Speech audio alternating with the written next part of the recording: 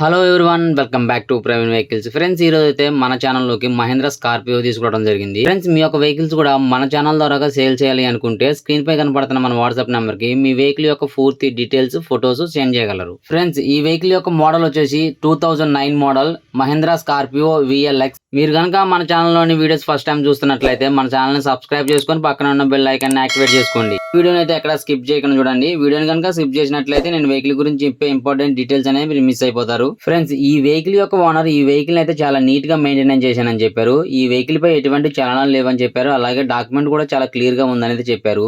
ఈ వెహికల్ యొక్క 4 టైర్లు కూడా 80% వరకు అయితే ఉన్నాయని చెప్పారు.